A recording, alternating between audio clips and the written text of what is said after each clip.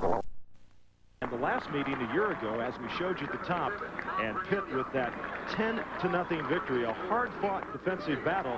As you take a look at Joe Paterno in his 23rd year as head coach at Penn State, 212, 52-2, and one of the, of course, interesting records in NCAA history is the 49th consecutive non-losing season that Penn State is looking at this year. And throughout those 49 years, there have only been 2 seasons of 500 football. You talk about consistency. That's it. And also, Joe was telling us yesterday that right now he's tied with Paul Roach as the oldest active coach in the NCAA. How time does fly. Of course, Paul Roach in Wyoming. In the 80s, Pittsburgh won in 1980. Penn State won in 81 and 82. The tie in 83. Pitt won in 84.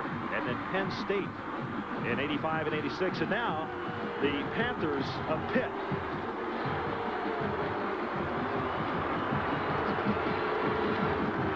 The coin toss has already taken place. Pitt won the toss and deferred. Penn State will receive the opening kickoff. You saw the 88 record there. Mike Gottfried, the head coach, who has, well, Lee, you moved around a little bit as a coach, moving your way up the ladder. This man has followed a similar path. Murray State, Cincinnati, Kansas. And he started his coaching career at Norwalk, Ohio, St. Paul High School in 1967. Mike Gottfried at Murray State, you can see, and then Cincinnati, the Jayhawks of Kansas, and then he moved to Pittsburgh in 85. You know, it's an interesting contrast between Joe Paterno and Mike Gottfried. There's 2 different ways to get to the top echelon in coaching. Joe Paterno was an assistant here under Rip Engel, moved into the head coaching job. There aren't that many situations like Joe Paterno found himself in. A great institution like Penn State, great football tradition.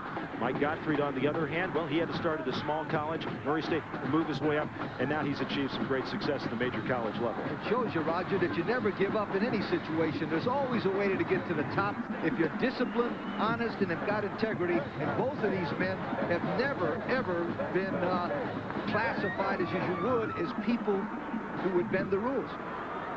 That's Henry Adkins for Penn State, who will kick it off. You talk, you know, there's a cliche. This is what college football is all about. 88th meeting. 1893 is when they began it. In-state rivalry between Pitt and Penn State. You can use all those terms. Look at this crowd here. People live all year for this game. One of the reasons also is the fact that a lot of these players played against each other in high school, are from around they know each other so well, and they have great relationships off the field. That's what makes it a great rivalry also. There's the freshman Kervin Richards out of LaPorte, Texas. He didn't start playing football until he was 11 years old. Also back, Glenn DeVoe. And Richards misses it. DeVoe, 32, will pick it up. He slips. DeVoe, now they stop play. His knee was down at the 12-yard line. And a penalty marker is thrown on the near side. A penalty marker is down on the play at the 20-yard line as the officials will discuss it. William McDonald's the referee. Ronald Flage is the umpire. And let's take a look at it here. Remember, in college football, if the player's knee is down, the ball is automatically down. Dead ball. Dead. Right there. The ball is dead. Now, what happened is somebody from Penn State did not see that and hit somebody late and caused a penalty. Darnell Dickerson's the quarterback. Kervin Richards, Dan Crossman, the running backs for Pitt. The wide receivers, Henry Tootin and Bill Osborne. The tight end is Vernon Kirk. 1st and 10. A personal foul also moved the ball up to the 27-yard line. Dickerson going far side. He's got his man over on the far side, and that's Reggie Williams. A gain of 12 yards. Dean Caliguires, the center. The guards, Bill Cherpak and Mark Stepnoski, the Outland Trophy candidate. The tackles, Tom Ricketts and Roman Matus. That's the offense for the Panthers of Pitt, with a 5-3 record, and conceivably a win today could propel them into a bowl. 2 more victories, 8-3, and it's been a great year for them. 1st and 10 from the 39-yard line.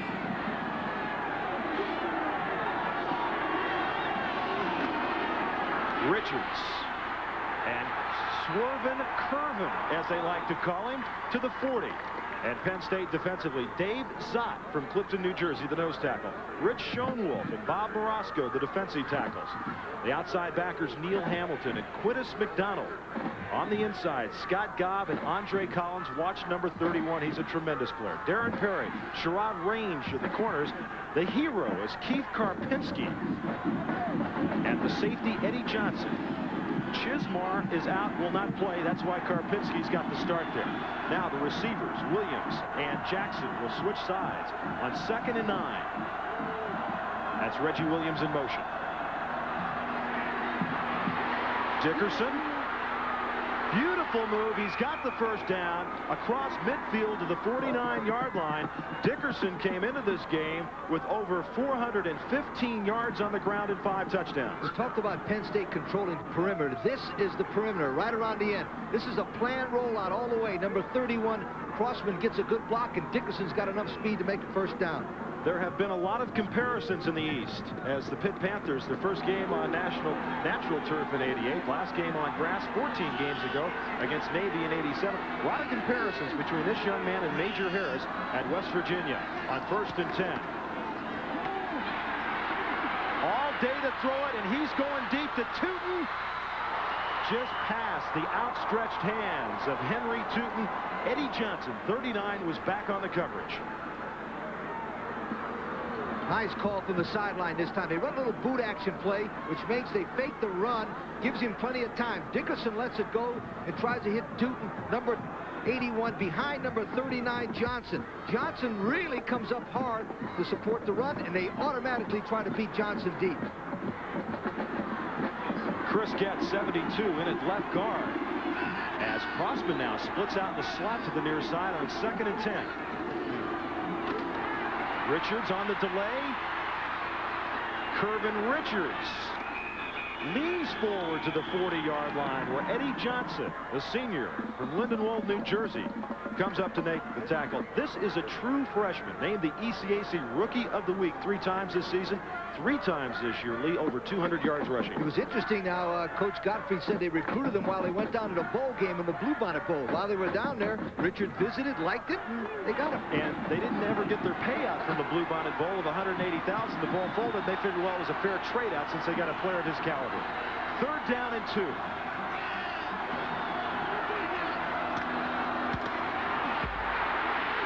Dickerson is dragged down on a wonderful defensive play. Keith Karpinski, the hero, number 84. And why do they call him the hero? They call him the hero because that's a nice name for strong safety.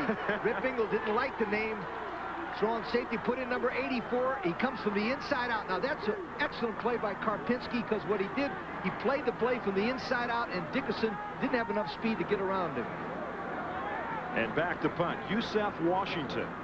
He'll be at his 45-yard line. And for Penn State back deep is Eddie Johnson, number 39. Whenever they need a sure-handed punt receiver, they'll put Johnson in. And Washington with the end-over-end kick. Beautiful bounce backwards, and it'll die at the 4-yard line. 37 yards on the punt for Yusef Washington. And let's check out the Nittany Lions at quarterback, making his 2nd start of his career, senior Lance Lonergan. Gary Brown and John Green are the running backs. The wide receivers, David Daniels and Michael Timpson. Dave Jacob is the tight end. The center is Roger Duffy. The guards, Bob Fernalia and Steve Wisniewski. Tim Freeman and Eric Jonathan are the offensive tackles. And, of course, their outstanding running back, Blair, from a year ago, is out this year. He'll be back next year, but they miss him dearly. 1st and 10 from the 4. And Green was right up the middle, little or no gain, as Carnell Smith and Burt Grossman are the defensive ends for Pitt. The tackles, Tom Sims and freshman Jeff Esters of Dania, Florida. The middle linebacker in a good one is Jerry Olsavsky. The outside backers, freshmen Curtis Bray and Ricardo McDonald. The corners, Alonzo Hampton and Cornell Holloway. And the safeties for Pitt, Lewis Riddick and Troy Washington. No gain on that last play, 2nd and 10. You see the numbers on Lonergan. Got his first start last week against Maryland, the winning effort. John Green, and he is stacked up behind the line of scrimmage one more time, and it was 91 Carmel Smith, the junior from Toledo, Ohio. Penn State comes out and does exactly what we thought they would do. They're going to test Pittsburgh inside and see if they can run the ball. If they can't, then they'll go to step 2, which is try the outside, and step 3 will try to throw the ball. If they get to step 3, Pitt will win the ball game. Lonergan replaced the freshman Saka at quarterback, and opponents against Pittsburgh on 3rd and long, 4 of 35, 11% on 3rd down conversion this year. Lonergan loses the football in the end zone. Now the official didn't signal anything. I think he's going to call it a safety. And as you usually are, you are right, Lee. Curtis Bray, Jerry Olszewski in there on Lance Lonergan. And this Pitt football team, which came into this game with 39 sacks, records another one. A lot of pressure. 58. Bray comes from the outside. Now, what they called here was they called downing the ball, which automatically made it a safety. If it was a fumble, it would have been at least 6, maybe 7. So Bray really does a great job of putting the pressure on the quarterback that time. Curtis Bray, one of the true freshmen, and Mike Gottfried telling us an interesting story about this young man. He said, I'm not going to pull any punches with you. We need a linebacker. And he says, if you'll come to Pitt, you'll start. He says, I don't usually promise players that, but he says, there's nobody else there. Godfrey does a great job of recruiting, and he's also got an outstanding opportunity right here. Now watch, if it's intentional grounding in the end zone, it's an automatic safety, and that's what the official called. He could have called that a fumble, and Pitt would have recovered for a touchdown, but he called it a safety. Now it sets up the situation where Penn State must kick the ball from the 20, either by a place kick and or by a punt. Olszewski, you saw right there, came into this game with 98 tackles, and he is on course now with a couple of more for the 3rd straight year to make over 100 tackles. And last year he did it, and he missed 3 games.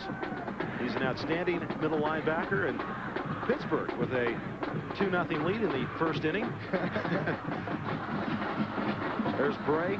5 freshmen start for Pitt, and they are redshirting 15 other freshmen, as Doug Helkowski, sophomore from Roughdale, Pennsylvania, will come in for the free kick. He's averaging over 39 yards a punt. And back deep will be Alonzo Hampton. And the up man will take it at the 40-yard line. And it'll be good field position as number 39 for Pitt, Chris Ross, the up man, brings it back. We've got a big Saturday for you coming up next week. Lee and I will be in Dublin, Ireland. Get up early in the morning, folks, 7:30 Eastern time for Boston College and Army, the first Emerald Isle Classic. Then the Classic, Yale against Harvard, Syracuse against West Virginia in the afternoon. That'll be live at 6 Eastern. And then Miami against LSU. Those are going to be 4 outstanding football games right here on ESPN. And we're here with you at State College, Pennsylvania, 1st and 10 at the Penn State 49. Crossman, the first man through to the 44-yard line. And let's go to Tim Brando. Tim. Thanks, Tim. 2nd and 5 for Pitt at the 44-yard line. Tootin, the intended receiver, at the 30-yard line, and Dickerson threw it just a bit high. Willie Thomas, the left cornerback from Coral Springs, Florida, back on the coverage, and Lee Dickerson's got all day to throw the football. The reason he is all day is they're faking the fullback or faking the tailback in there, especially when you got a great player like Richards. You fake him in there, everybody freezes for a moment, and you throw the ball behind the linebackers. Dickerson 18th in the nation in passing efficiency, completing better than 49% of his passes, and they have it 3rd and 5 as Crossman sets up in the slot to the far side.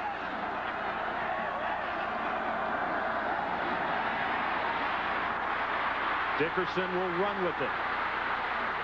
And out of bounds at the 38-yard line, more than enough for the first down. Neil Hamilton was there to chase him out. 7 yards on the pickup for Darnell Dickerson, sophomore from Detroit, Michigan, and the best athlete on the Pitt team. This which gives him more firepower than any other quarterback that we've seen this year, maybe with the exception of Major Harris from West Virginia. He goes back to pass. They got good protection for him, good coverage by Penn State, but he adds that extra dimension of speed and quickness, and you can't beat that. Tootin is split to the top of your screen. 1st and 10 from the 38-yard line. Kirvin Richards dragged down from behind by Scott Gobb, 63, the senior from Pittsburgh, whose brother plays on the opposing team, Pitt. Where do their folks sit? In the end zone, and they don't cheer for either of them. Good pursuit to the outside on a couple of plays here, Lee. A reverse action play right there, but number 63, Gobb just outruns the pitch man, number 27, Richards, from the inside out. That's the perimeter defense that Penn State needs to win this ball game. 2nd and 15. Both receivers split to the near side.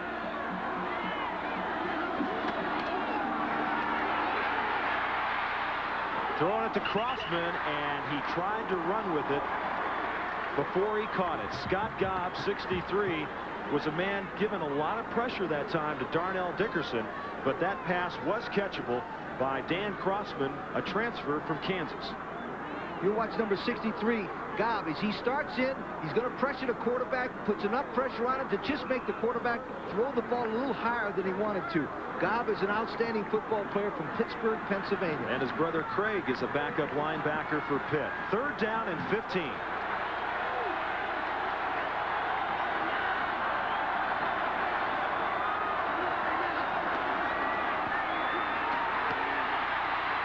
Dickerson. Scott Tootin, a penalty marker is down. Dickerson dances around to the 36-yard line. Keith Karpinski finally makes a stop, but there's a penalty marker down in the back. And once again, Dickerson had time to throw the football. And holding's going to be the call against Pitt.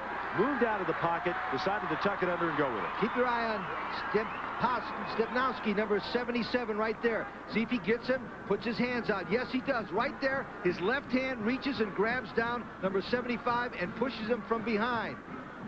Sean Wolf never had a chance that time when Stepnowski pushed him from behind. During the run offense, 10-yard penalty, repeat the down.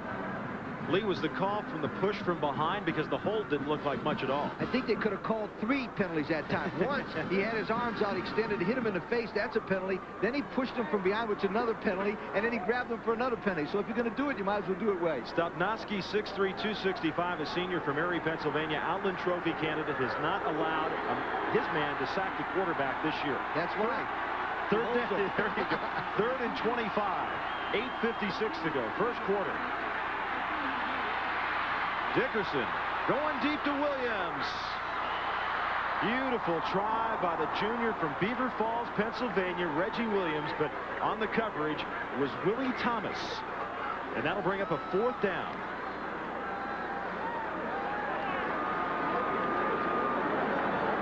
Williams got the start today over senior Billy Osborne. Both of them share the playing time, as Yusef Washington, who hit a beautiful end-over-end punt his first time out, is standing at his 32-yard line. Both of these teams have had some problems with their kicking game this year.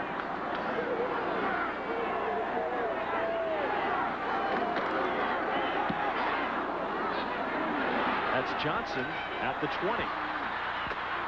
And Johnson is ridden out of bounds. 68 on the special teams over there for Pitt with the tackle. 33 yards on the punt. Beaver Stadium, University Park, College Park, whatever you want to call it. We're here in Happy Valley, the home of Penn State. 1st and 10 from the 25-yard line. Handoff up the middle to Green, who takes it outside. Ricardo McDonald, the first man to hit him, number 48, and dropped for a gain of little or nothing.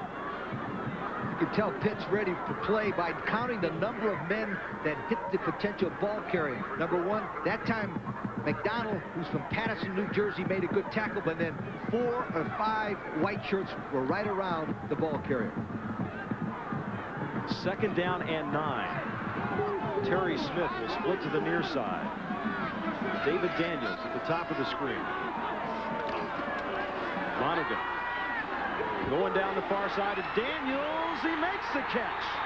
At the 42-yard line, David Daniels, a sophomore from Sarasota, Florida, came back to take it away from Alonzo Hampton. 34 yards on the reception. That happens a lot, Roger, when the ball is underthrown, because the defensive back goes further back than he really thinks the ball is going to go. In this case, throws the ball nicely. 26 Daniels gets good position. Notice he comes back for the ball before Hampton can get it. Great concentration by 26 Daniels. 1st and 10 at the 43-yard line. Smith is the man in motion. And that's Gary Brown to the 35-yard line, where Hampton knocks him out. Brown is a sophomore from Williamsport and had his first 100-yard career rushing effort a week ago. This is a counter play made famous by the Redskins. You'll notice number 66, Wisniewski, number 74, Jonas Unson pulling as Brown gets away. They like that play because it starts the tailback in one way and comes back with a nice counteraction play. Brown getting a chance to play because Blair Thomas, their outstanding running back of a year ago, out with knee surgery from the Citrus Bowl last year. 2nd and 2. Straight up the gut, and that's Brown again. He's got more than enough for the first down at the 30-yard line, where Mike Chalensky, one of the outstanding freshman defensive players in the country, number 38, makes the stop. You notice they're wearing the black shoes. That's Penn State. They don't like to wear the white shoes, and they don't like to wear anything fancy in the uniform. There's a picture of the grass that Bino Cook said was extremely long today. They do like long grass on teams that don't have much speed, but it's not quite as long as Bino said it was. And it's the first time Pitt has played on the natural stuff since maybe last year. Lonergan going down the far side, intercepted. Intercepted on the far side by Curtis Bray, the freshman from Monroeville, Pennsylvania. And what a great job by the freshman backer on the deep coverage. That time they isolated Bray, 58 on a back, and he covered him beautifully. He's 6'4", 220, and he moves in great position. Now watch, they've got him isolated 1-on-1, but he's such a great all-around athlete that he can cover number 11, Sam's gash, and makes a great defensive play. And that's his first interception of the year. Pitt leads it 2-0. That's an NFL type of play he made just there. And of course, the NFL on ESPN every Sunday night. Bray with the interception, the safety. And it's 1st and 10 from the 4-yard line. 7 minutes left to go, first quarter. Richards across the 5 to the 8-yard line for Kervin Richards. You were talking, Lee, about the Penn State uniforms. Kervin Richards, who is a native of Trinidad, had an interesting comment. He said, I really like the Penn State uniforms. I think they're very attractive, which prompted Troy Washington, one of his teammates, to say, what does he know? He's from Trinidad. People don't wear clothes down there.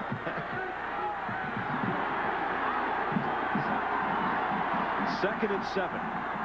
Crossman's the fullback, out of the eye.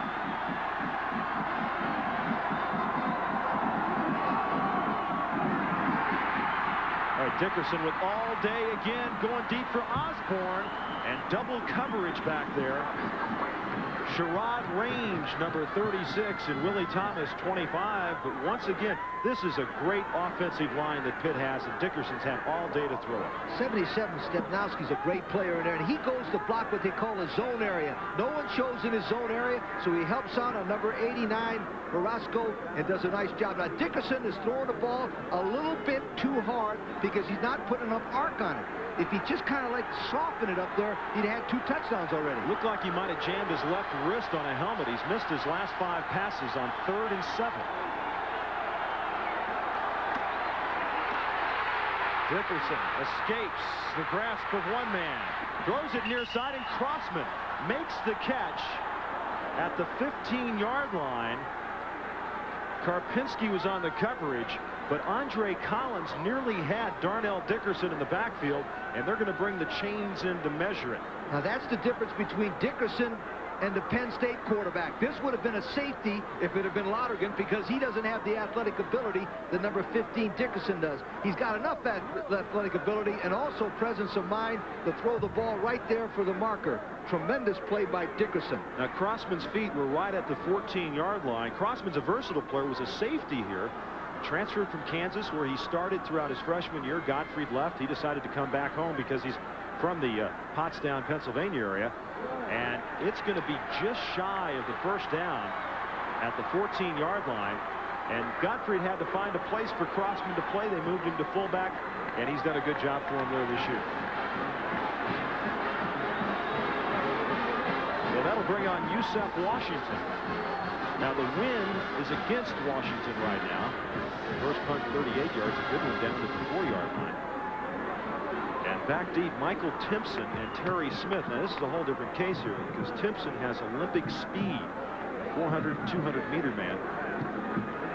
And they're both standing at the 50-yard line while Washington is just inside the 5 at the 4.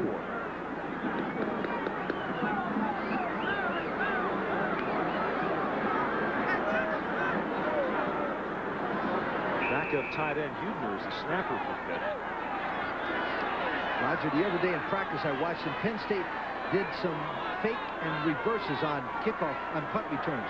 You might be able to watch it from here.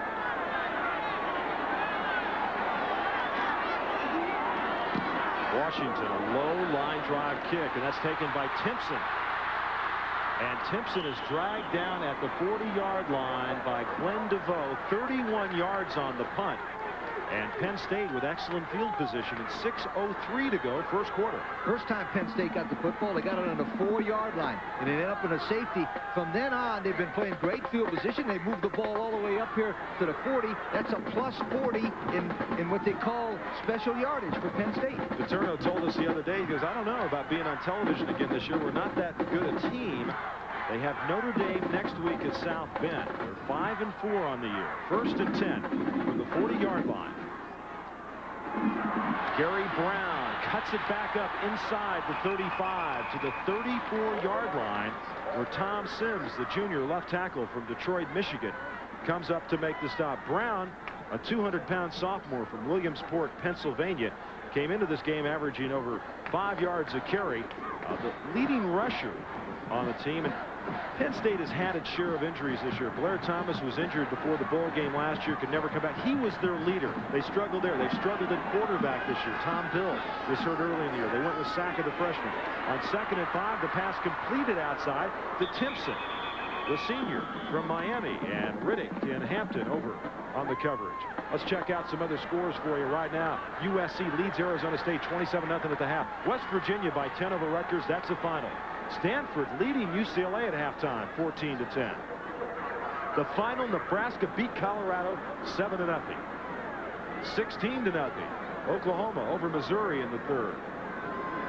And of course, that'll set up that once again, as it has for, what is it, Lee, 40 of the last 42 years, Oklahoma and Nebraska for the Big 8 title?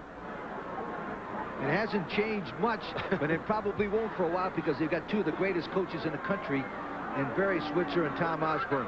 Now, what the problem is that it seems like it had a serious rain here last week, and a lot of the football players are slipping. You'll see Osavsky there slip down, doesn't get a great movement on the foot. Now, what they need to do is make sure that at halftime, if they don't have the screw-in cleats, to change their shoes from the turf shoes to the screw-in cleats. They're much better on grass. And once again, Pitt is playing their first game on the natural turf.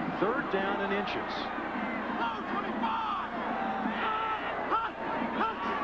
Lonergan, the quarterback sneak, and he's got it.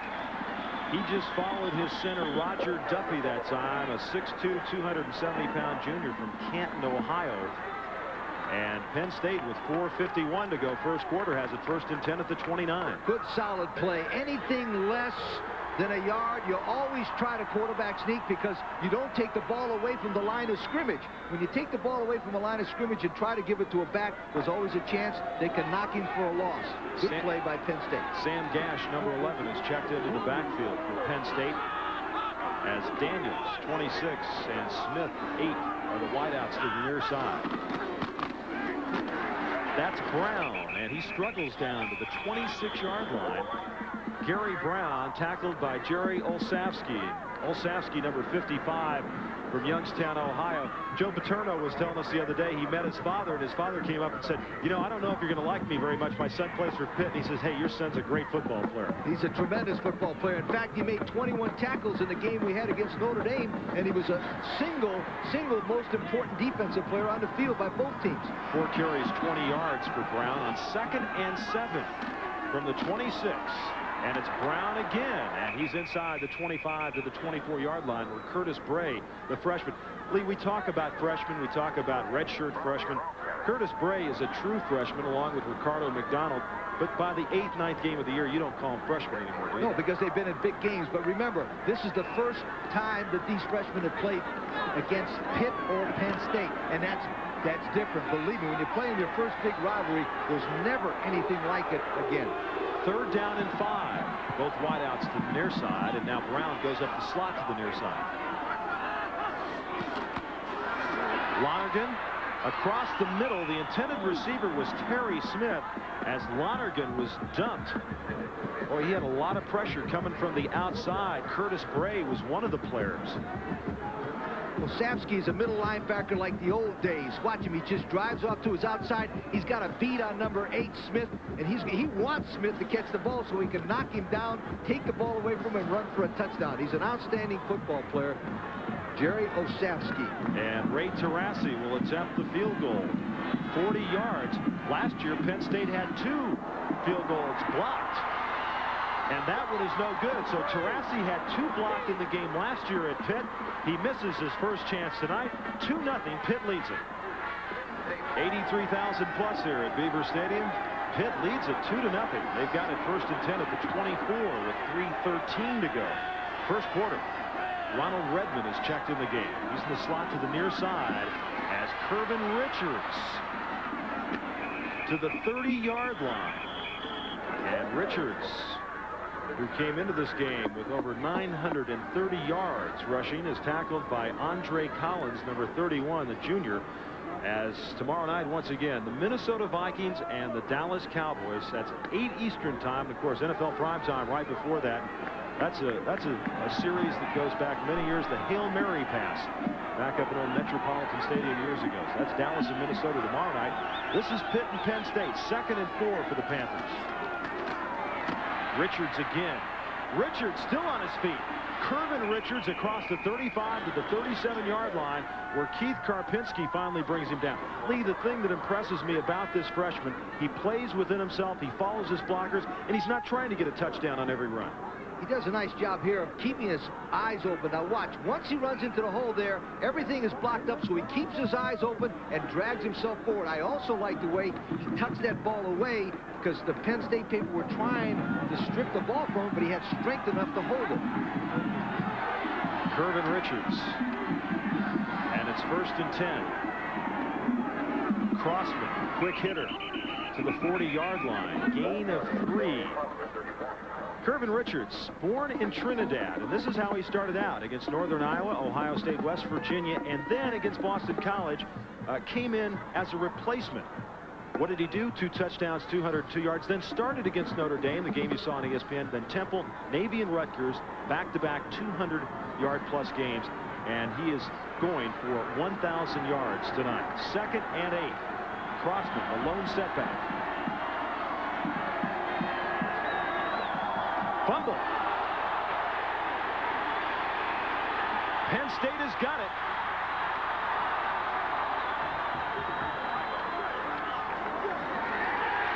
Penn State's got the football at the 38-yard line.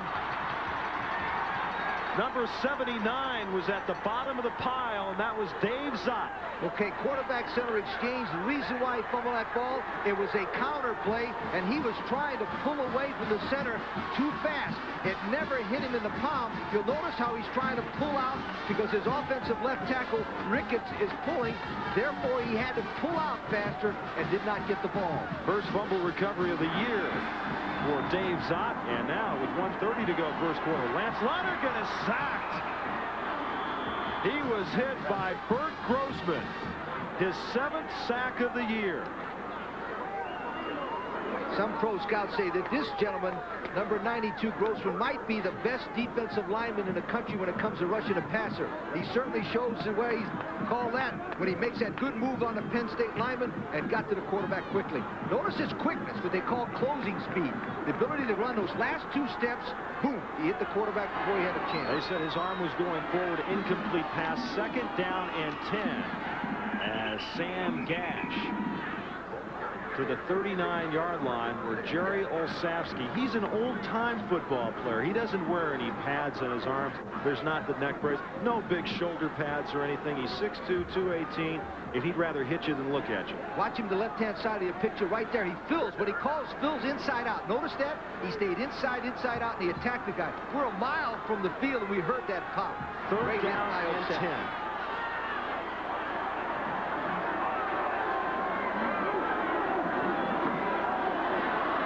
Lonergan near side has got his man. Lance Lonergan to Leroy Thompson, and that's not enough for the first down. Lewis Riddick was on the coverage. It's going to be just short.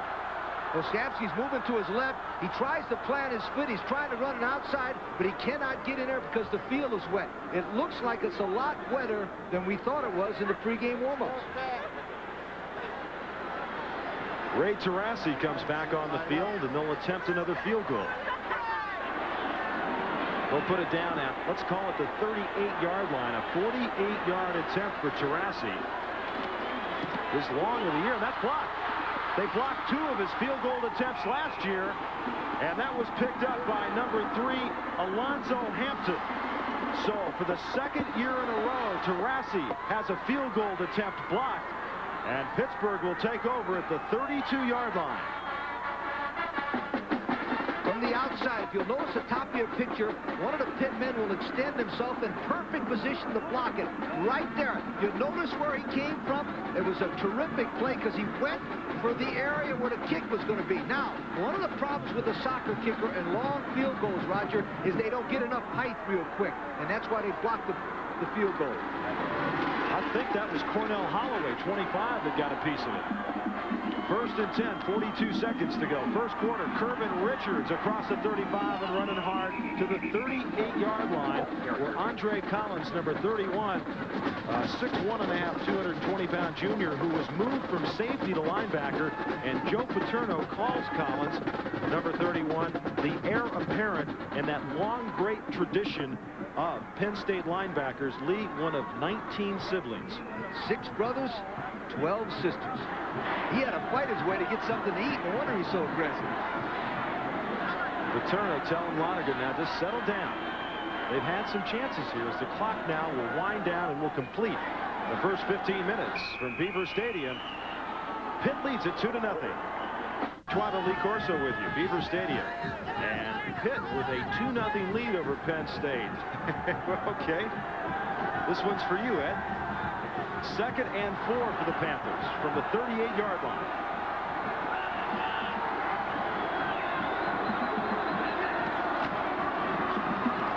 Richards can't get anything as Andre Collins, number 31, was there to ride him out of bounds. Next week, Lee and I will be staying there in that castle in the beautiful Emerald Isle of Ireland as Army takes on Boston College in the first Emerald Isle Classic, the first college game televised from Ireland. And that's Saturday, live at 7:30 a.m. Eastern Time. Probably the first college game televised live from Europe. Of course, they've had some NFL games from there. And we're delighted to be there, 7:30 a.m. Eastern Time. So get up and have some breakfast with Lee Corso and myself, and we'll bring you that Army BC game. You think that castle's haunted? I'm sure it is. 3rd and 5.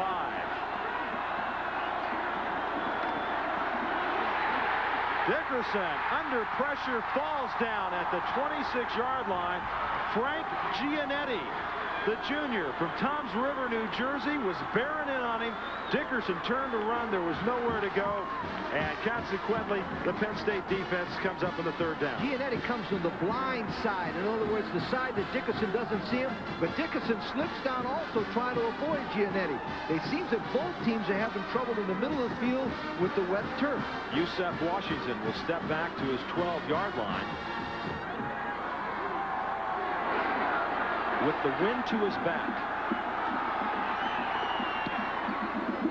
And Timpson backpedaling at the 27. Timpson is brought down at the 38-yard line. 43 yards on the punt. Let's go to Tim Brando. Tim? Tim, as a Pitt player is down. Glenn DeVoe on the special teams. Looked like he pulled up with a hamstring or a Charlie horse as he was running downfield in that punt coverage. And The Pitt trainers attending to that young man. Timeout in the field. 14:04 to go first half, and Pitt leads it. Corso here with you. 14:04 to go. First half, Beaver Stadium, State College, University Park. We're at Penn State. 1st and 10 for the Nittany Lions. And Thompson on the counter. The sophomore from Knoxville, Tennessee, is dropped by Burt Grossman. Grossman, number 92, and Olszewski in the middle. Olszewski's reading the fullback. If you notice, he took a step to his right, but now he's cleaning up the middle to the inside. Now, the play that is killing Penn State is that misdirection play because they don't have enough speed to make it good. And Grossman is so quick, he's catching the guy from behind. 6'6" and 270. 2nd down and 11.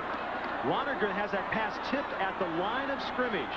Number 89, Tom Sims, got his hand up there. Sims, 6'4" and 265, a junior from Detroit, got a piece of that. Remember, Lonergan is a senior, and this is just his 2nd start of his career. His first start was last week, replaced Tony Sacca, who's going to be a great quarterback here one of these days. But Joe Paterno felt that the young freshman from New Jersey, maybe a little bit too much pressure, not just on the football field, but academically at this point in time, and he's decided to go with Lonergan the rest of the way. 3rd down and 11.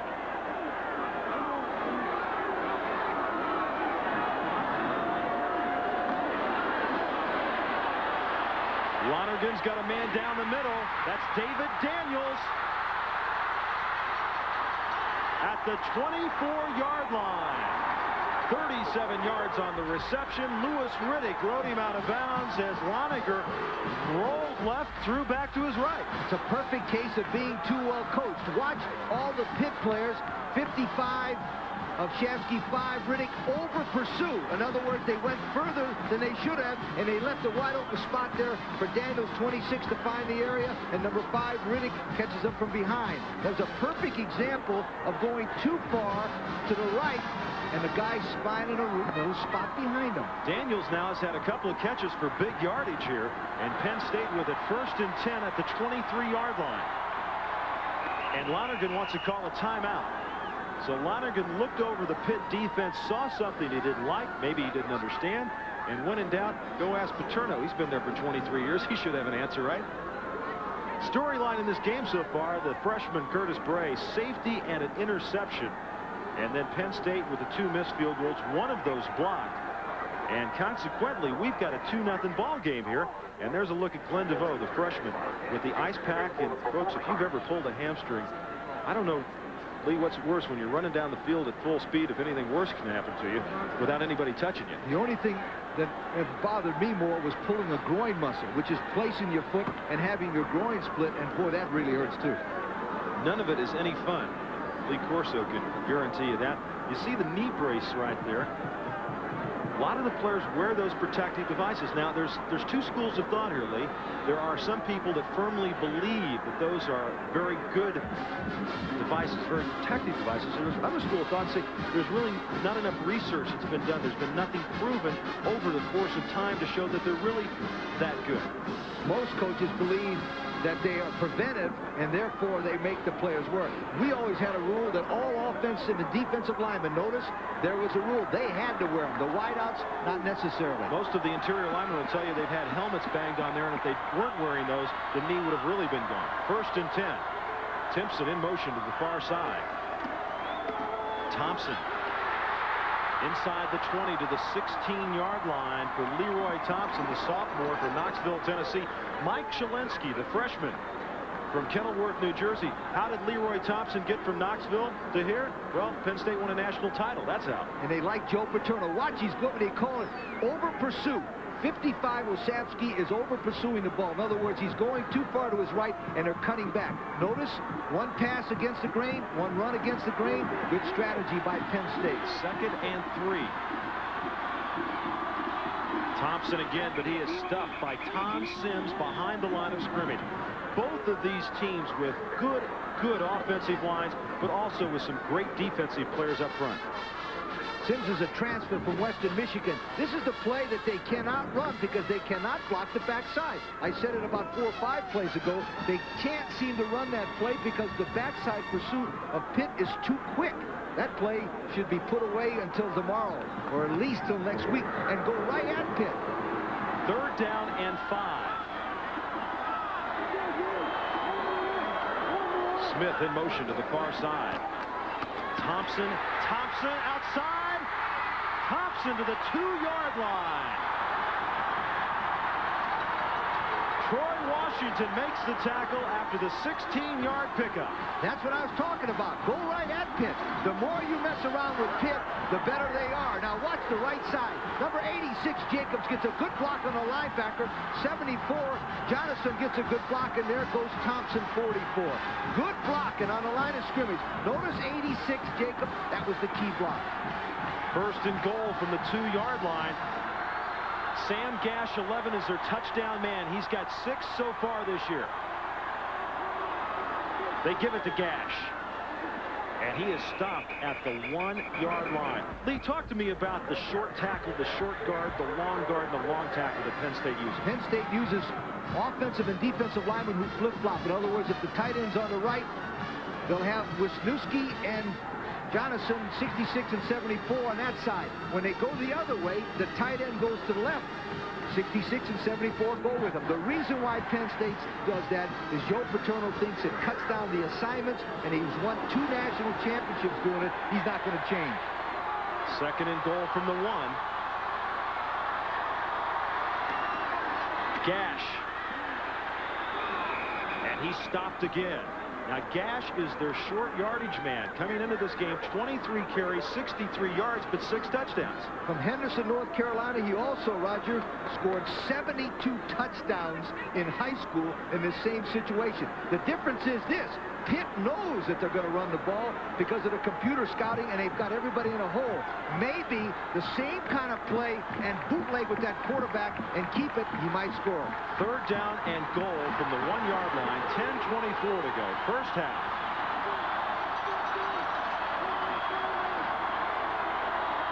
Gash, touchdown.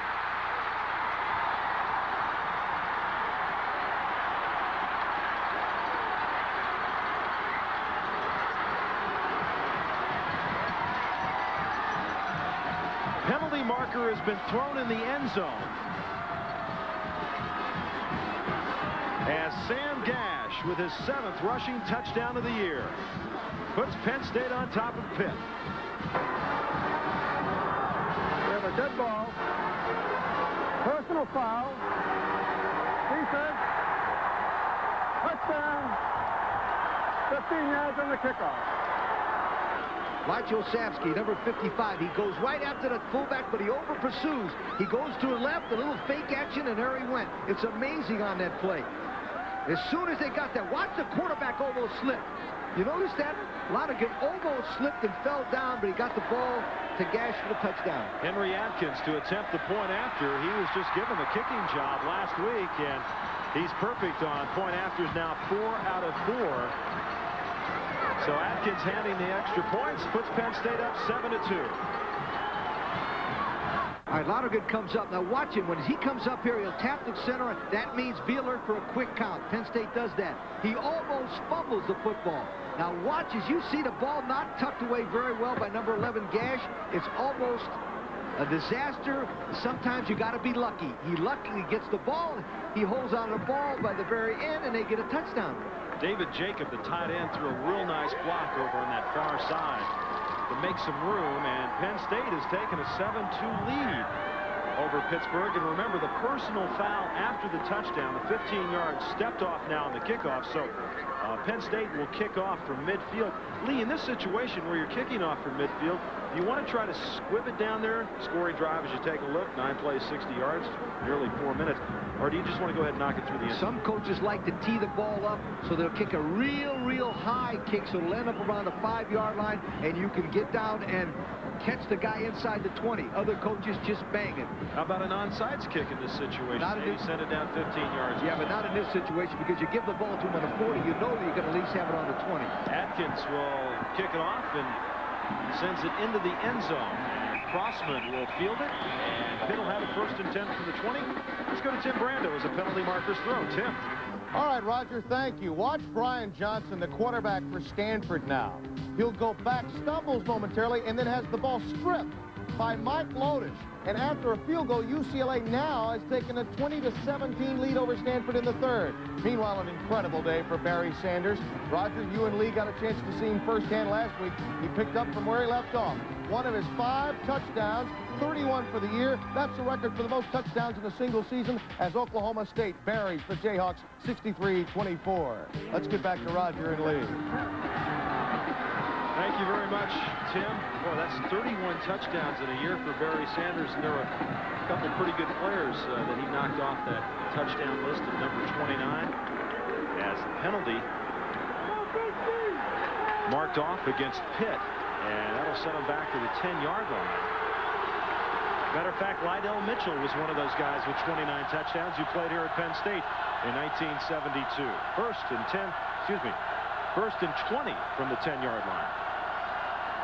Curvin Richards to the 13, and the fans have really gotten into this game right now. This has not been the best of years for Joe Paterno and Penn State. It was thought going in that it would be a transitional year of sorts, and indeed it has. They've gotten off to a fairly good start, Lee, but they struggled through the middle, and you know, they bounced back last week and beat Maryland, a team that they've beaten a lot through the years. You're well aware of that. But that was a big win for them against Maryland. They've got some momentum now, and it's 2nd and 16.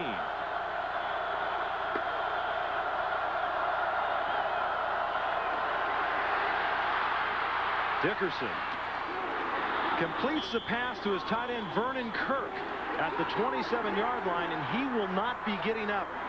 Or his teammate finally got him up. Kirk got it right in the ribs by Eddie Johnson. A tremendous call from the sideline by doing a little what they call a little misdirection. You'll notice they'll start one way. Number 77, Stepnowski's got his man blocked, number 72, very, very well. The play was a bootleg action play, which means they went one way and came back. That's a tremendous catch by number 80, Kirk. Just his 5th reception this year for the big tight end out of Denora, Pennsylvania. Now 3rd down and 2.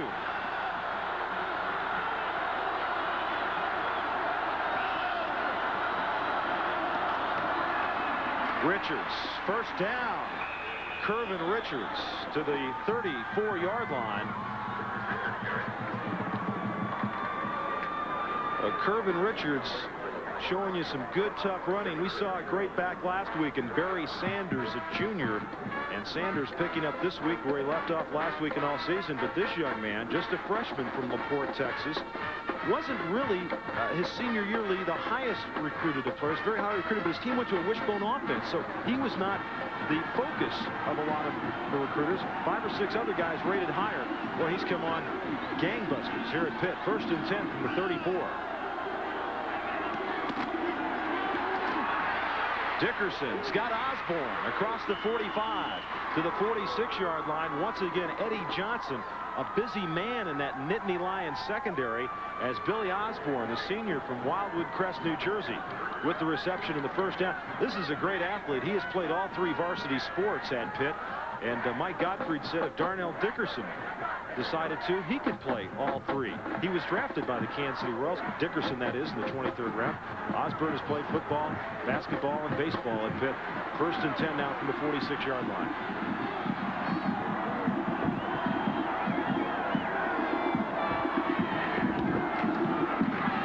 Richards stumbles before he got to the line of scrimmage, but is able to make a couple. 89, Bob Maraska, a senior from Wickliffe, Ohio, is the man on the bottom of the pile. This is an important drive by Pittsburgh. You notice they're moving the ball around. That's what you like. You got to keep a team like Penn State off balance. Orozco is a good football player, former tight end, played 3 years of tight end before he moved to the defensive line. But the Pitt drive right now is outside, inside, outside, play action. Very, very well conceived. We're told Barry Sanders with 312 yards rushing today for Oklahoma State. 2nd down and 8. 7:20 to go. 1st half. Dickerson inside the 40. Dickerson to the 25-yard line. Darnell Dickerson finally knocked out by Andre Collins. And the coaches who were watching Dickerson on that play with the football held in one hand, stuck to the outside, had to be wincing, but what a gifted athlete. Number 27, Richards, proves one thing. Not only can he be a good runner, he can be a decoy. That time he was a decoy for number 36, Range, who was responsible for it. Watch, Range will take number 27, Richards, out of the picture, but that leaves one-on-one with Dickerson. A bad move by Penn State. Never give that guy the opportunity to run the football. Jeff Chapshin, 93, had a shot at him and let him go. 1st and 10 from the 25. Dickerson looking for Tootin. Now he'll cut it back to the middle. And he falls to the turf at the 17-yard line. Oh, he had Tootin wide open, and Tootin wasn't looking. As the Penn State defense will check out the situation. Ohio State and Iowa 24 all a final. Wisconsin beat Minnesota in the Big Ten 14-7. Northwestern over Purdue 28-7. Do you believe that? Michigan State leading Indiana in the 3rd. And boy, Mallory got the new contract, and it hasn't been a good couple of weeks. Kansas State played Iowa State tough, 16-7 the final there. As it's 2nd and 3 with 6:28 to go, first half. Richards, Curvin Richards, inside the 10 to the 7-yard line. Curvin Richards with a pickup of 10 yards on that play. Paterno called the offensive line from Pitt one of the best he's coached against, but this also makes good linemen. You notice that little hesitation step right there, and 64, Calaguar got into the linebacker. That's what makes great running backs, the ability to move and explode. 71, Tom Ricketts doesn't get as much notoriety as Mark Stepnoski, but Ricketts might be a better pro player. He's 6'5", 285. He's a left-handed left tackle, and he makes things happen over there. 1st and goal from the 8-yard line. Richards, he's to the 5. This offensive line for Pitt, Ricketts 285, Getz 270, Calaguar 265, Stepnoski 265, and Roman Matus, the right tackle, 270. They're a veteran line, but both Getz, Calaguar, and Matus are all juniors. They lose just Ricketts and Stepnoski. What makes Pittsburgh so dangerous down here is the ability for number 15 to run the option play. 2nd and 6.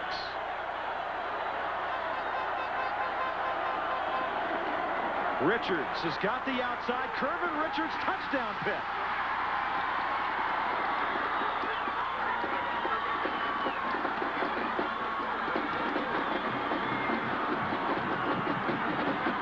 His 8th touchdown of the year.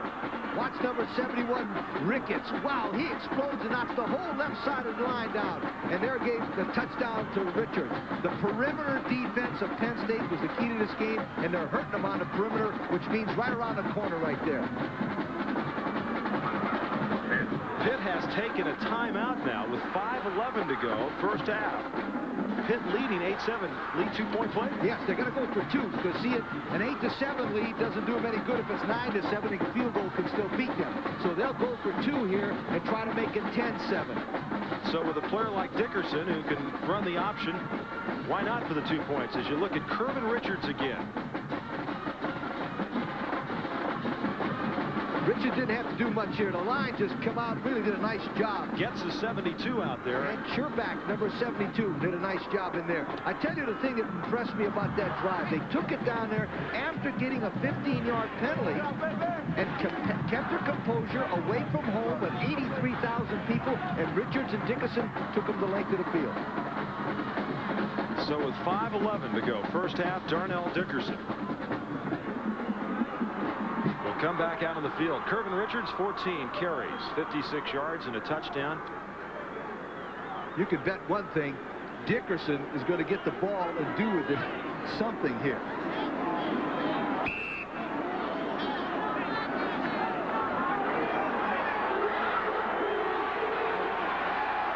Two-point attempt for Pitt. Tootin and Osborne split to the near side. Williams to the far side, and that's Tootin in motion. Dickerson pitches to Tootin. Doesn't get it. He doesn't get it. The play was made over there by number 31, Andre Collins. Okay, they went a little option, counter option. He comes down the line. He wants to pitch it first, but from the backside, Penn State's got enough pressure. But here comes that guy, 39, Eddie Johnson, one of the great players in America at safety.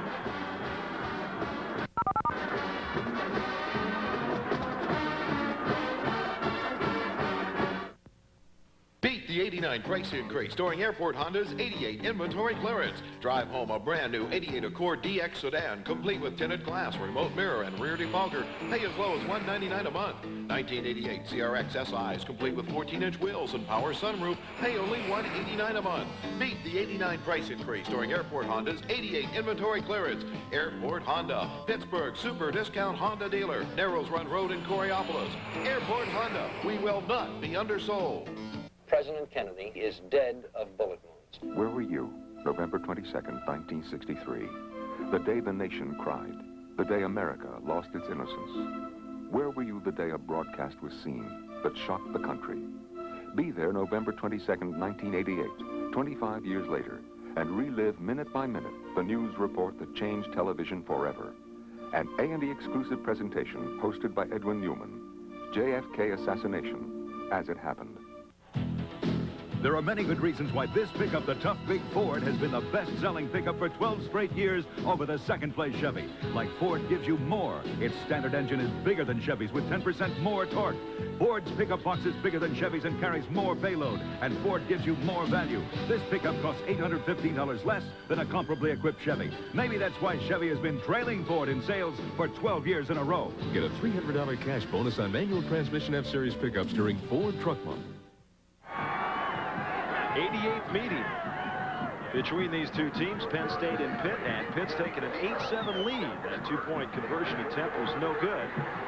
As the scoring drive, and it was a good one for the Panthers of Pitt. 10 plays, 80 yards, 5 minutes and 4 seconds, and Richards, the 6-yard touchdown run. Just to update you one more time, Barry Sanders today against Kansas, 37 carries, 312 yards, 5 touchdowns. And not only has he broken the single-season NCAA touchdown record with 31 held by Lydell Mitchell, who played here at Penn State, and also Mike Rozier in Nebraska, but he could also break Marcus Allen's single-season rushing record. And it's mentioned that Oklahoma State will be in the Holiday Bowl, and that's one of the bowls that you'll see right here on ESPN. They'll play the winner of the WAC, and that is Wyoming. Of course, those bowl developments will be coming through as the day progresses. Tim Brando will keep you updated on what's happening with that and the rest of college football, as we'll check in with Tim and Bino at halftime here on ESPN. 5:11 to go. First half, Jeff Van Horn will kick off for Pitt. Van Horn's a junior from Spokane, Washington. Lost his kicking job earlier this year to the freshman Scott Kaplan, but is back now for the kickoffs. And back deep is Gary Brown and Leroy Thompson.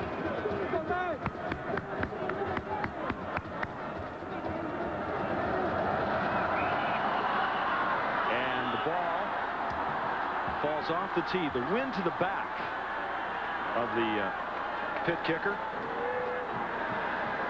I also like his new style right foot. You notice? Well, sockless. Some guys kick shoeless, and this guy kicks sockless. Kickers are an interesting breed. They're off by themselves in a corner of the field. I know you coaches don't like kickers at all, but you have a different shoe or whatever. So he's decided, well, he's not going to wear a sock on his right shoe, and it is a different shoe from the one. That's what I've never understood. If that's the shoe you like to kick with, why don't you just go ahead and get another one like it and wear it on the other foot? Tell me, why not wearing a sock? What's that do? Thompson fumbles it at the 1 and will fall on it in the end zone. And Penn State will be into the wind, and the wind has now picked up here. And they'll have it 1st and 10 from the 20. Basketball season is right around the corner next Saturday at 3:30 Eastern Time, the Tip-Off Classic, as the Wildcats of Kentucky will take on the Blue Devils of Duke. Kentucky is happy the season start. Yes, They've had enough problems there in the last couple of weeks for 2 years. And Duke will be strong again. We've got some 225 college basketball games to bring you this year, as Stevnotsky, the offensive line of Pitt, being given a talk to, and that's Lance Lonergan, the Penn State quarterback. who gives to Brown, and Olszewski is right there to bring him down. Came into this game with 98 tackles, a fumble recovery, an interception, and a sack. A great all-around player. The middle linebacker is the key to the 6-1 defense. He starts to over-pursue it, but now he's hidden behind that lineman, and he can make a good tackle. The thing I like about Olszewski is he's never out of control. You notice his body. He's always got his tail tucked down nice. Good body position to tackle people. Good technique. 2nd and 6. Lonergan comes near side to Timpson. And they're going to mark it up around the 28-yard line. Alonzo Hampton and Louis Riddick on the coverage right there. Timpson came out of Miami, Florida, Hialeah, Miami Lakes, and a tremendous athlete. As you look at Stednowski right there, a leader on and off the field, an academic All-American, 3.5 grade average. Dedicated, hard-working offensive lineman. 3rd and 1. Gash doesn't look like he got it. Sam Gash needed just a yard, and Olszewski was one of the players on the bottom. He doesn't make it because it's pursuit from the outside. Somebody from the outside crashes in there and allows Olszewski to be free. That's a perfect defensive call. You take your lineman, they take all the offensive linemen, and then Olszewski just knocks a nice play by Pitt, linebacker. That was Alonzo Hampton, and that's Doug Helkowski, averaging over 39 yards a punt. He's standing at the 17-yard line, kicking into the wind.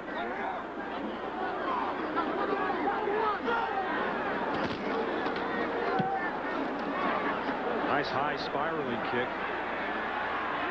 At the 37, Hampton across the 40 to the 42-yard line, where Troy Davis makes the tackle. 33 yards in the punt, 5 on the return. 6th largest crowd ever in Beaver Stadium history. Look at some of those games. The 83 West Virginia game, Syracuse this year, Notre Dame in 83, Syracuse in 84, Pitt in 86, and 85,000. 701 here. And glad you can be with us at home. 8-7, Pitt with the lead. 3:11 to go, first half. Kervin Richards. Richards still on his feet at the 49-yard line. A gain of 8 as Keith Karpinski, the hero, 6'4", 225, a senior from Hamtramck, Michigan, who got the start there because Chismar, who's their top defensive player, is out with an injury. The offensive line is the key. There's no question. You can have all the great backs in the world, but unless the offensive line block, you can't go anywhere. That time, 64 Calaguar and number 72 Getz did a nice job of getting into the face of the defensive lineman and allowing Richards to find the open area. 2:35 to go. 2nd and 3. Kervin Richards hit behind the line of scrimmage, and he loses a yard. Dave Zott, 79, one of the first men in to get him. Zott, a junior from Clifton, New Jersey.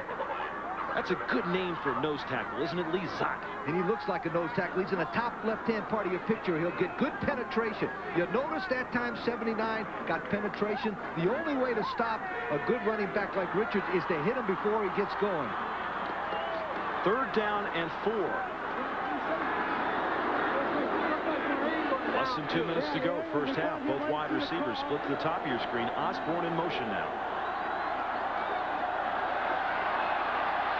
Dickerson stays on his feet. He's going for that first down marker, and he got it at the 47-yard line. Oh, Quintus McDonald nearly had him back in the backfield, but Darnell Dickerson showed you some great feet and some great speed. This is a planned run all the way, but number 92 disrupts the play. Watch him. He's got a hold of him, and Dickerson gets away. Now, that is great athletic ability. Number 62, Matus got out there to make a good key block, and Dickerson gets the first down. You know who missed the block in the backfield on McDonald? It was Kervin Richards, the freshman. I'm sure Dickerson said, hey, Frosh, you know, you got to stay on your feet and nail that guy for me. 1st and 10. Pitt with 2 timeouts remaining.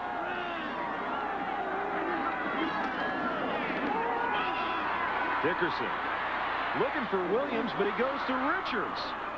And folks, a penalty marker is down, and I'm here to tell you that is the first pass reception this year for freshman Kervin Richards. The very first pass reception this year. That's why he was wide open. Good ball foul. Personal foul, spearing, defense, 15 yards, first down. So 15 yards spearing. I asked Gottfried why he hadn't caught a pass. He said, well, our formation doesn't allow us to throw to. The computer says that there's no way they're going to throw it to number 27, so Penn State leaves him alone. He catches the ball, but watch, somebody comes in with their helmet right there. Ooh, number 92, McDonald. Maybe frustration from Miss Dickerson on the other side. He drove his helmet right into a costly penalty. 15-yard penalty, so 1st and 10 now. 1:28 to go at the 28-yard line of Penn State. Richards to the 25, and he falls forward to the 23-yard line as the clock will continue to run. And Dave Tanzo's 87, a tight end, will bring a play in right now. So each team with 2 timeouts left.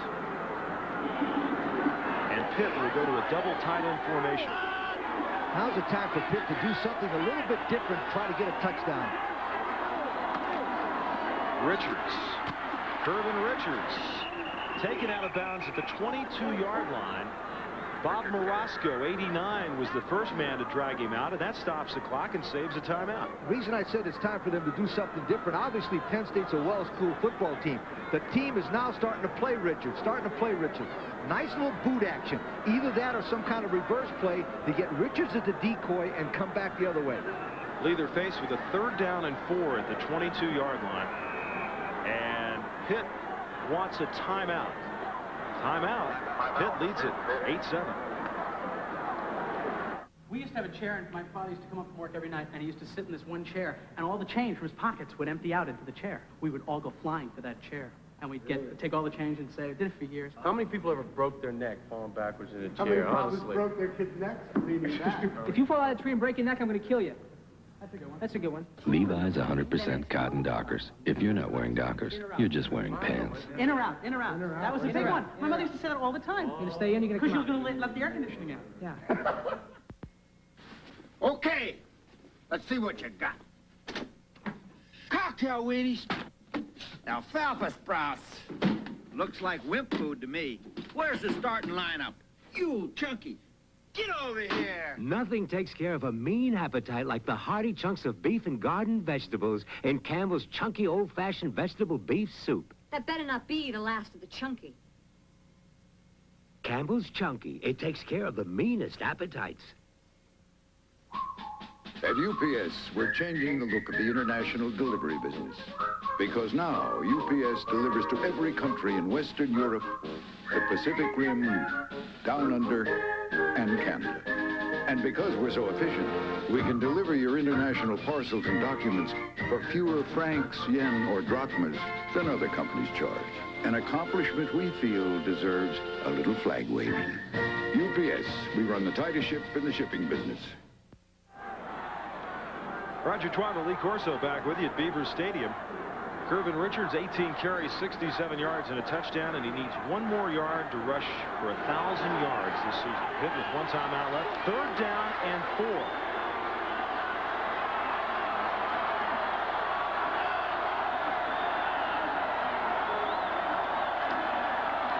They give it to Redmond, the first back through. Redmond inside the 10 to the 9-yard line. Ronald Redmond, a freshman from Miami, Florida, is finally brought down by Sherrod Range. 13 yards on the pickup. Wasn't that a tremendous call? They slipped number 22 in, a tailback, into the fullback position, and they gave it to him and used number 27, Richards, and 15 as decoys. Great call. And that's his longest carry of the year as Dickerson just throws it out of bounds over the far side. What a good call by Mike Gottfried and his staff. Mike Dickens is the offensive coordinator. He coaches the quarterbacks, and he's on the sideline with Mike Gottfried right there. You know, Darnell Dickerson, looking at him right there, we mentioned earlier, 18th in passing efficiency, but what he's done for this Pitt team, they're 7th in the rushing offense in the nation, 280-plus yards. They're 12th in scoring offense, averaging over 34 points a game, 15th in total offense, and it all revolves around number 15 right there. He's just a sophomore from Detroit, Michigan. 2nd down from the 9-yard line.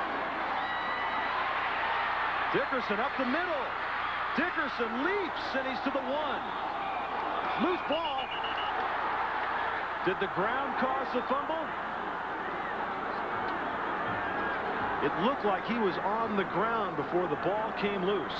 Deja vu. Pitt, Notre Dame. Dickerson going in to score at the 2-yard line and drops it, remember? Except nobody touched him on that one. Okay, what they did this time, they ran a bootleg action. Watch, they fake it this way, but there's so much pressure on him. Number 30, Hamilton, has got a lot of pressure on him, and there goes Dickerson. Hold that ball now. See, he was down, and when he was down, the ball rolled over his shoulder, so that is not a fumble. As we take a look at another way, remember now, if his shoulder gets down right there, the ball comes out late.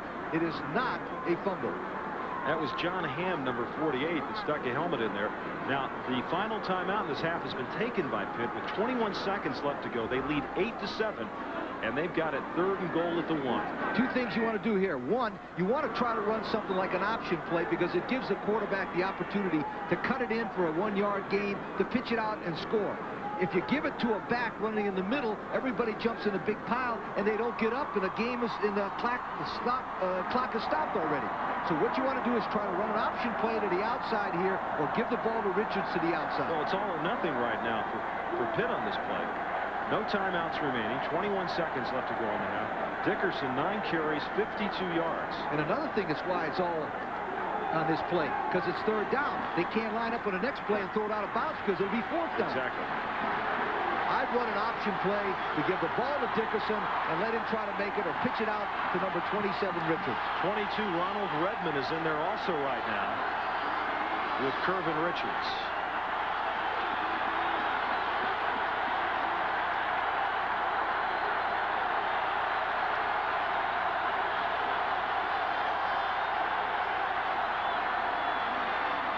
Thrown it, incomplete. They threw it in the end zone intended for Tom Huebner, a backup tight end, and now it's 4th and goal from the 1. Okay, I question the call. I'll tell you why I question the call. And a fake like that and throw it to a guy like that, you don't have but one opportunity. In other words, the guy's either open or he's not. What they did here, obviously, is set up the field goal. They make a good fake into number 22, throw the ball in the end zone, but Penn State had good coverage. Their strategy, obviously, was throw it in the end zone. If it's incomplete, we'll kick 3. And that brings on Scott Kaplan on 4th and goal from the 1. Ball will be placed down at the 8-yard line. Kaplan 7 of 10 this year. 18-yard attempt. And the freshman from Coral Springs, Florida, knocks it through. And Pitt has moved out to an 11-7 lead. Looking back on that now, Lee, they got a chance with the pass to go for it all. If they don't go out, they still got a chance to kick a field. They come away with something. They came away with something, but also give them a chance with a field goal will catch them. But I still think it was a better play to go for 6. You know, 3-pointers are not going to win this game. You've got to have to get at least another touchdown because Penn State's going to come back in the 4th quarter. Let's check out some other scores here. As first of all, we'll tell you about Wyoming and Houston. And that's coming up after this game. 10th-ranked Cowboys of Wyoming down at the Astrodome tonight. And these two teams, I don't know if they've got a scoreboard. They can get all those points on the board. That's coming up immediately following our game. And, of course, at halftime, we'll be sending you back to Tim Brando. Get you caught up on all the scores. 15 seconds to go. First half, and Pitt now with a 4-point lead, 11-7. The other school of thought, I'm sure, on Mike Gottfried's part, is that Penn State has not been a prolific offensive team this year, and thinking that maybe 4 points can win a game like this. Possibly, but not away from home. Yes, I would take that strategy if I was playing at Pitt Stadium, but you always give and try to get ahead by 14 in the 4th quarter away from home because that takes the crowd out of the game. That's why I would have gone for the option play and tried to score on a touchdown. Van Horn to kick it off for Pitt.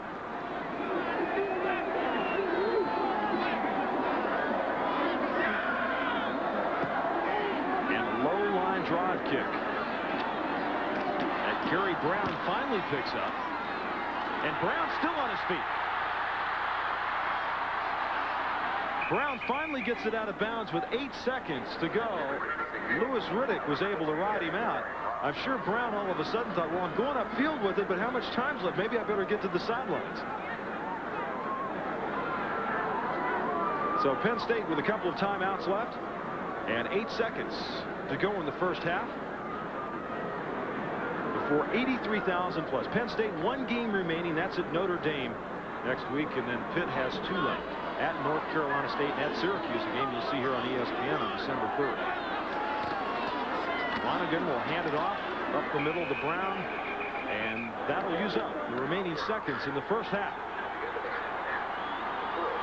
We're at halftime at Beaver Stadium, and the Panthers of Pitt lead the Nittany Lions of Penn State 11-7. Let's go back to our ESPN studios and Tim Brando. Tim? All right, Roger and Lee, thank you very much. It's been an eventful day in college football. We have all of the scores and all of the highlights to bring you here at halftime, the Railback Halftime Report. But first, what a day for Barry Sanders. You saw him last week. Could he still be stealing the Heisman from Tinseltown? Watch him against the Jayhawks in Stillwater today. This is all 20 of his 300 total yards. His 300 total yards, 187, 138. And turnovers 1 apiece. Lee is dumped by Ricardo McDonald, the freshman from Patterson, New Jersey, back at the 11-yard line. McDonald's got great quickness. He's coming from your left side right there. Number 77 doesn't get a chance to get him because he's so quick. McDonald is from Patterson, New Jersey, and one of the great things about him is his acceleration. He can get to the backfield so quick. And for McDonald, he had a half sack coming in, so he's got 1.5 now. Both wide receivers, Timpson and Daniels, to the near side. And they'll give it to Thompson, who's across the 12 to the 13-yard line. The plus yardage, the minus yardage in the scoring drive lead. Penn State started off with a safety, not very good. Interception, even almost as bad, a missed field goal. They didn't play very well offensively. Got one good drive, scored on a short yardage play, and then they ended the half. Really, basically, Penn State has not been able to establish this running game, and therefore that's why they're losing to Pitt. A lot of gray matter in that graphic. 3rd down and 16. They hand it to Sam Gash. And Gash is tackled at the 15-yard line. Jerry Olszewski, 55, one of the men there, and also Tom Sims, number 89, on 3rd and 16. They run it. An interesting call. Now, Olszewski beats number 74 to the line of scrimmage because he's so quick. Jonathan is not as quick as Olszewski, and Olszewski got to the play before he can. Doug Helkowski standing back at his 5-yard line to punt it. Olszewski had 5 tackles in that first half. Barely got that one away as Alonzo Hampton takes it at the 47-yard line and doesn't get any farther than that. But for Pitt, that's good field position. 13-16 left to go, 3rd quarter. 36 yards on the punt for Helkowski and Darnell Dickerson. And the Pitt Panthers will come out. Once again, gray is not good. Orange and minus yardage, and then the yellow is the plus. But then they come back with a beautiful 80-yard drive right about now, which really turned the ball game around in their favor. That was a great drive, and they got a field goal on 4th and 1. So they had some momentum going into halftime. 1st and 10 from the 48-yard line. Kirvin Richards to the 46, and Kirvin Richards, a freshman from LaPorte, Texas, is over 1,000 yards rushing this year, and the first 3 games this season really didn't play that much. A penalty marker is down on the field. You know, everybody wants an opportunity. Everybody just wants a chance to go out there and play, as the penalty is going to go against Pitt. And sometimes you earn that in practice. You earn it in spring football. For Kirvin Richards, it was because of an injury to Adam Walker, who was a good back in his own right, and he was there when the opportunity presented itself. Red ball foul. Personal foul after the play. Offense. 2nd down. Richards has taken advantage of that opportunity, and he has made himself into a great back. That's a couple personal fouls we've had on Pitt. Well, it's over aggressiveness, but you got to be very, very careful.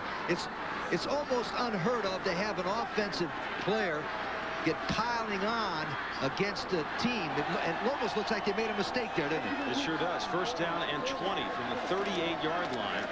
And they give it to Crossman on that quick hitter. And the fullback from Pottstown is up to the 39-yard line. Gain of about 1 on that play. Mike Gottfried, head coach at Pitt. We chronicled where he's been through Murray State, Cincinnati, University of Kansas, now at Pitt. He's also been just named the head football coach in the East-West Shrine game, which is a tremendous honor for him. The scoreboard is wrong. It is listed as second down. It is third down and 18. Third and 18. Dickerson checking off at the line of scrimmage.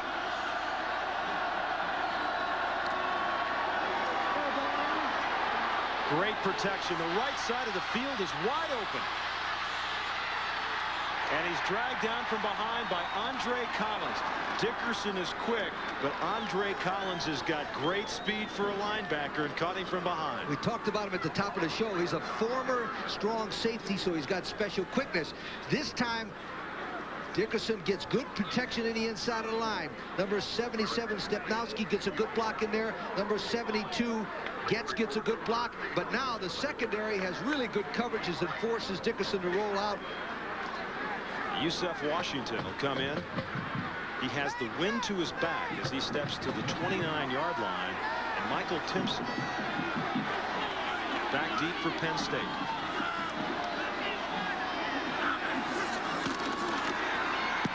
They were coming hard that time, and it's an end-over-end kick. Timpson loses it, and it's recovered by Pitt. It's recovered by Pitt. Tom Hubner, excuse me, the backup tight end. That was a knuckleball type punt, end over end, 32 yards, and Timpson just couldn't get a handle on it. Exactly, the knuckleball. It's floating. It's like trying to hit a knuckleball, only it's trying to catch a knuckler. And you know how hard it is to get a catcher to catch a knuckler ball. Now it's almost impossible to catch this ball. It catches him in the shoulder pads instead of in the hands, and that's why it bounced off of him for the Pitt team.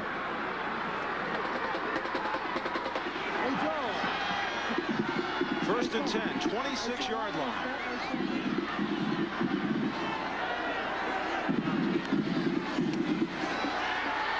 Reggie Williams was deep. Dickerson goes near side, and that's Ronald Redmond. And he's at the 14-yard line. That's a Pitt first down. Redmond's a freshman from Miami. Just his third pass reception this year, as he had Williams deep and chose to go short to Ronald Redmond. Well, I bet you good-looking freshman on this Pitt team. Mike Gottfried able to redshirt 15. And he told us yesterday he doesn't really have the luxury to redshirt, though, does he? No, not a Pitt, not right now, but he quietly is redshirting 15 players. First and 10 from the 14-yard line.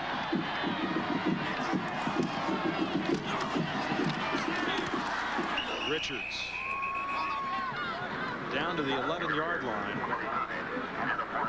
And that was Adam Walker, 29, who just checked into the game. And this was a young man that got hurt against Boston College, and Richards replaced him. He rides the right side of the line. Stepnowski, number 77, does a great job of pulling and coming there, and so does number 62, Batiste. It's a counteraction play. And when he starts one way, it's the linebackers who drive that way, and that's why the misdirection play is working for Pitt. So Walker, 29, is in there along with Redmond, 22, on second down and 7. It's Adam Walker. That's stuffed up on the left side. Neil Hamilton and Dave Zott both in on the tackle. Loss of a yard on that play. So Kervin Richards getting a rest right now as Joe Paterno pacing the sideline. Usually, Roger, the first 6 minutes of the second half dictates who usually gets the momentum and wins the ball game. Right now, Pitt is taking to Penn State and taking control of the football game. This time, Walker's the lone setback on 3rd and 8, and Redmond will split out wide to the right with Osborne.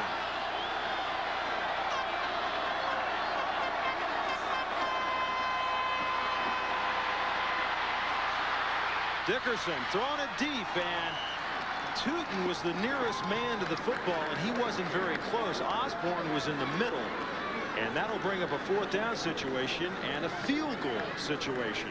And Scott Kaplan would come on right now. Got to be Penn State. You got to be happy you forced them into a field goal, because it's only 14-7. If they'd have scored a touchdown, it'd been 18-7. Penn State would have had a very, very difficult time coming back. Did you ever recruit kickers from Florida up north? It seems like their feet would get cold. They lived kicked in Florida for all those years. Kaplan. Be a 29-yard attempt. Well, he missed it, but he made it. What I mean is he missed the football. He hit it very, very low. It barely got there, but it was accurate. So Kaplan with a 29-yard field goal, and Pitt leads it 14-7. It's like taking a divot and chipping in from 35 yards on a 9-iron. He's too close to the ball, and his left foot slips, and when he slips, he gets too close to it, and he kicks it right underneath it. But I tell you, sometimes it's better to be lucky than good.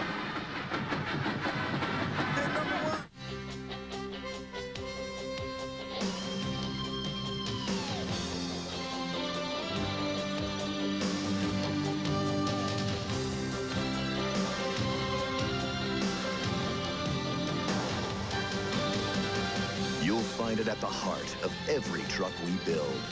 It's on the street and off the road. It's the new spirit of performance. The top new spirit of Dodge. If you want power and endurance that go the distance, get the gas furnace that outruns the rest. The Heil 9580. It's the tough one. The one you can depend on for energy efficiency and energy savings. Get the gas furnace with the guts to run on and on for years. The Heil 9580. Born to run.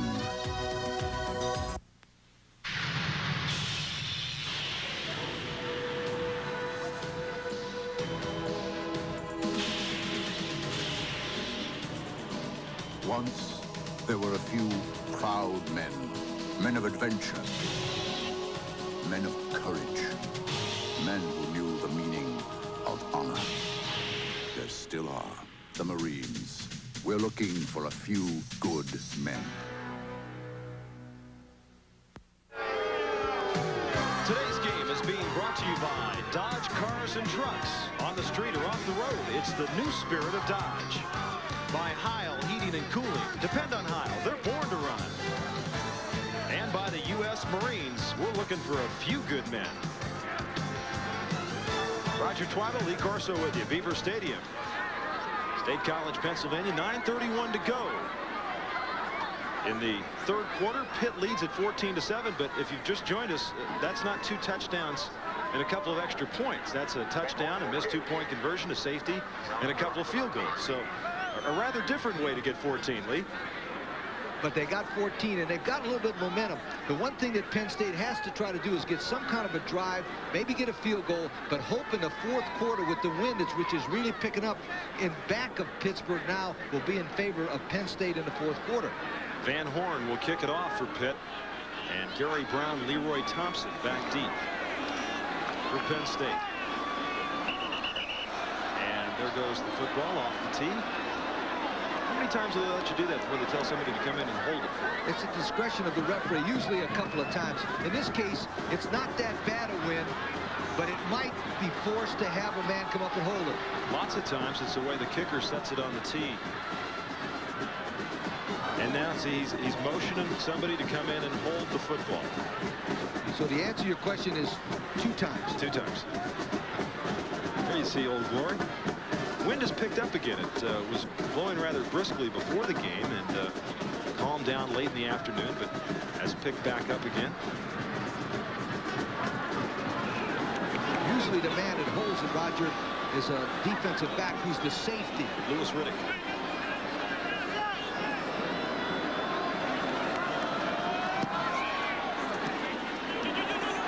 And Brown will take that at the 10-yard line. Brown to the outside. And the kicker, Jeff Van Horn, has to go over and make the tackle. 29 yards on the return. First quarter, Bray tackles Lonergan in the end zone. Pitt leads it 2-0. Second quarter, Gash, a 1-yard touchdown run. Penn State on top 7-2. Richardson, a 6-yard touchdown run. Missed the 2-point conversion, 8-7. Kaplan, field goals of 18 and then 29 yards here in the third quarter. And that's how it adds up, 14-7. First and 10 from the 39. Pitch back is to Thompson. Cuts it up to the 45-yard line. Ricardo McDonald, one of the players over there, and also Troy Washington. I wonder, we've seen a lot of Leroy Thompson lately. Gary Brown actually ran the ball rather well, Lee, in the early going, but Thompson has been doing the bulk of the ball carrying in the second and now in the third quarter. Joe Paterno alternates the backs. He likes to get a fresh back. In fact, he told us to win the national championship in his type of offense at Penn State, you've got to have a Heisman Trophy candidate at tailback, and that's why he's not having a winning season. And Blair Thomas would have been that man this year. Thompson can't get outside, and he's dragged down at the 45-yard line by Burt Grossman, 6'6" and 270. That big number 92. There's the Panther and the Nittany Lion doing a little Greco-Roman wrestling, it looks like down there. The Nittany Lion became the mascot in 1906 when the student body decided that's when they wanted Nittany Lion as their mascot. Third down and 4. Lonergan down the middle. That was his tight end, Dave Jacob. And it's right at midfield and will be very close to the first down. Troy Washington, 43, made the tackle, and it is a first down for Penn State. This is a nice little quick pass in the middle. They got this number 86 wide open in the middle because Osavsky went to the right. Washington had to come up and make the tackle, but they just didn't make it. Talk about a game of inches. 6 inches back, and they would have had to punt the ball. Jacob is their second leading receiver as Paterno utilizes his tight end rather extensively. Look at the first downs. Pitt with 12, Penn State with 6, 1st and 10 right at midfield. Lonergan going to Timpson, intercepted. Alonzo Hampton, his 4th interception of the year.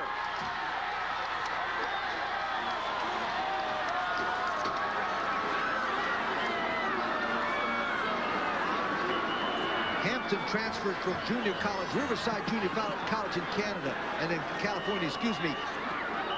15, Lonergan tries to throw to a spot, but boy, Hampton's got outstanding position, but he's also enough of an athlete to make a nice catch. You know, sometimes you can have good coverage, but you can't catch the ball. Nice play by Hampton. So the 4th interception for Hampton and another turnover by Penn State. 1st and 10 for Pitt at the 22.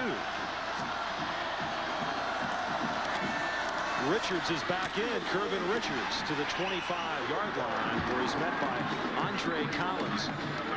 Collins will be a candidate for the Butkus Award next year. And Kervin Richards, along with Darnell Dickerson, they'll start talking of Heisman for this freshman. Speaking of the Butkus Award, you know, our distinguished colleague, Bino Cook, is on the selection committee of the Downtown Athletic Club in Orlando to pick the Butkus Award. That's quite an honor. And they're down to 5 finalists now for that Butkus Award. Jerry Olsavsky of Pitt was in the running, but he didn't make the final 5. 2nd and 6. Osborne in motion.